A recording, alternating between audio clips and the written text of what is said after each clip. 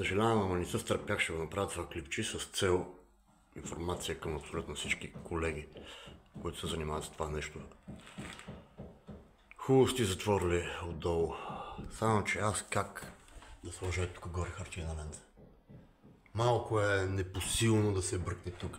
Само си представете, вижте колко ми е голяма ръката, 4 пръста. Аз как да сложа тук хартиена лента и да я обработа?